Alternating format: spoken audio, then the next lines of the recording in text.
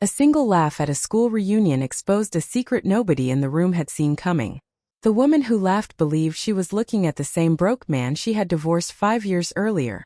She had no idea that his name had quietly appeared on a list of America's newest billionaires just 3 weeks before the reunion. Daniel Carter was 43 years old and lived in Austin, Texas. Back in high school, Daniel had been the quiet kid who spent lunch breaks fixing broken laptops for teachers instead of playing football. He wasn't popular, but he was dependable. That's exactly what attracted Emily Brooks. She liked that he never tried to impress anyone. They got married when they were 26. First, life felt normal. Daniel worked as a software engineer earning about $90,000 a year. Emily worked in real estate. They bought a small house, shared one car, and talked about having children. But here's the thing. Daniel had a habit that Emily never understood. Every night after work, he disappeared into the garage for hours. She assumed he was wasting time on another hobby that would never pay off. In reality, he was building software for small trucking companies. It wasn't making money yet, but Daniel believed the industry needed better technology. Emily didn't. "You care more about those computers than this marriage," she said one night. Daniel looked at her. "I'm trying to build something bigger. You've been saying that for 3 years. She walked away before he answered. The arguments became more frequent. Emily wanted vacations, a larger home, nicer furniture, and a lifestyle similar to her friends. Daniel wanted to save every extra dollar to keep his startup alive. Neither of them believed they were wrong. Then everything changed. Emily met new people through work. Most of them drove luxury cars and talked about investment properties, expensive restaurants, and international vacations. Daniel still drove the same old Honda. She began comparing her husband to everyone else. One evening she placed divorce papers on the kitchen table. "I can't keep waiting for a dream that probably isn't going anywhere." Daniel didn't argue. He signed the papers quietly. The divorce was finalized in March 2021. Emily kept the house after buying out Daniel's share. Daniel left with one suitcase, his laptop, and less than $20,000 in savings. Many people assumed his life had fallen apart. Nobody knew it was only beginning. Daniel rented a tiny one-bedroom apartment. He slept on a used mattress because he couldn't afford new furniture. Every dollar went into his company. Some weeks he worked 20 hours a day. He answered customer emails himself. He wrote code all night. He fixed software bugs before sunrise. Most people would have quit. Daniel didn't. About a year later, one of the largest freight companies in Texas agreed to test his software. That single contract changed everything. Other companies noticed. Within 18 months, his customer list exploded. Investors started calling. Daniel ignored most of them. He wanted to grow without giving away control. Eventually, one investment firm offered something different. They promised funding while allowing him to keep ownership. He accepted. 3 years after the divorce, his company expanded into 12 states. Revenue passed $200 million. Then came the biggest surprise. A global logistics corporation wanted to buy part of the business. The negotiations lasted 7 months. When the deal closed, Daniel still owned enough shares that his personal wealth crossed $1 billion on paper. The financial news covered the story for a few days. But Daniel rarely gave interviews. Very few people recognized his face. Back in his hometown, almost nobody connected the billionaire in the articles with the quiet student from graduation. 3 weeks later, Daniel received an email. His 25th high school reunion was scheduled for Saturday night. First he deleted it. Then he changed his mind. He hadn't spoken to most of those people in years. Maybe it was time. He didn't plan to make an entrance. He wore dark jeans, a navy jacket, and an ordinary watch. He drove himself in a rental SUV because his own security team preferred not to advertise where he lived. When Daniel walked into the hotel ballroom, only 2 former classmates recognized him immediately. "Daniel." He smiled. "It's been a while." People shook his hand. Some barely remembered him. Others asked what he had been doing. Daniel answered simply, "I work in software." That was all.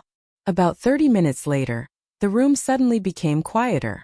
Emily had arrived. She looked almost exactly as everyone remembered. Confident. Well-dressed. Always comfortable being the center of attention. She was now married to a commercial real estate developer named Ryan. As she greeted people, her eyes landed on Daniel.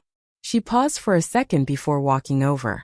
"Wow," she said with a smile that didn't quite look friendly. "I honestly didn't expect to see you here." Daniel smiled politely. "It's nice to see you too." Ryan extended his hand. "So you're Daniel." Daniel shook it. "Nice to meet you." Emily looked around the room. "So, are you still writing computer programs in your apartment?" A few people nearby laughed politely. Daniel didn't react. "I still work in software." She nodded. "I figured." Then she looked at Ryan. "I remember when he thought he was going to build the next billion-dollar company." Several people laughed louder. Daniel simply took a sip of water. Nobody expected what happened next. One of the reunion organizers walked onto the stage. "We have a fun surprise tonight." The screen behind him lit up with old yearbook photos. Everyone laughed at awkward hairstyles and embarrassing outfits. Then the organizer smiled. "We also wanted to celebrate classmates who made headlines over the years." Different names appeared. Doctors, athletes, military officers, business owners. Then another slide appeared. A large photo filled the screen. Daniel recognized it immediately. It had come from the business magazine that interviewed him after the investment deal. The room became completely silent. The organizer kept speaking. "Our next graduate recently built one of the fastest-growing logistics software companies in the country. Forbes estimated his net worth at just over $1 billion last month." He looked toward the audience. "Daniel Carter, where are you?" Every head turned. Daniel slowly raised his hand. The silence somehow became even louder. Emily stared without saying a word. Ryan looked from the screen to Daniel and back again. People who hadn't spoken to Daniel all evening suddenly surrounded him. "I had no idea. Why didn't you tell us?" "That's incredible." Daniel shrugged. "Nobody asked." The organizer invited him onto the stage. Daniel almost refused. Then he walked up. He thanked everyone for the invitation. He spent less than 2 minutes talking. He didn't mention the divorce. He didn't mention money. He simply thanked a few teachers who had encouraged him years earlier. The applause lasted much longer than his speech. When he stepped off the stage, Emily was waiting near the exit. "Can we talk?" Daniel nodded. They found an empty hallway outside the ballroom. For a few seconds neither of them spoke. Finally Emily broke the silence. "You never told me any of this." Daniel looked at her calmly. "There wasn't anything to tell back then. You were working on the same company." "I was." "So, you actually did it." "It took longer than either of us expected." Emily crossed her arms. "I thought you had given up." "I almost did." She looked down. "I guess I made a mistake." Daniel didn't answer immediately. Then he said something she clearly wasn't expecting. "You didn't leave because I was poor." Emily looked confused. "You left because you stopped believing in me." She opened her mouth but couldn't disagree. Daniel continued. "If the company had failed, you'd still have made the same decision." She slowly nodded. "I probably would have." For the first time all evening, there was no sarcasm in her voice. "I'm sorry." Daniel accepted the apology with a small nod. "I appreciate that." She looked at him carefully. "Are you happy?" He smiled. "Most days." Then she asked the question everyone watching from inside the ballroom wanted answered. "Did you ever think about calling me after everything happened?" Daniel shook his head. "No. Not even after the company took off?" "No." "Why?" He answered without anger. "Because success didn't change why the marriage ended." Emily looked away. She understood exactly what he meant. Back inside, people continued asking Daniel questions. Old classmates wanted business advice. Some wanted selfies. Others wanted to reconnect. Daniel stayed another hour before quietly leaving. He never announced his departure. The next morning, photos from the reunion spread across social media. Most comments focused on one thing. Nobody could believe that the quiet student everyone overlooked had become the wealthiest person in the graduating class. A week later, one former teacher received a package with no return address. Inside was a letter thanking her for believing in a shy teenager who spent afternoons repairing broken computers. There was also a donation large enough to replace every computer in the school district. The principal called Daniel to thank him. Daniel asked for only one thing. Please don't put my name on the building.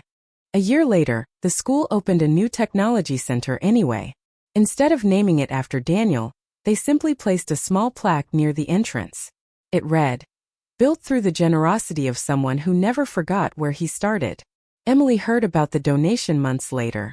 She visited the school one afternoon and stood quietly in front of the plaque. There was no billionaire's name, no company logo, nothing to impress anyone. Just a reminder that the quietest person in the room had ended up leaving the biggest mark. And the laugh that once embarrassed Daniel became the moment everyone else remembered for completely different reasons.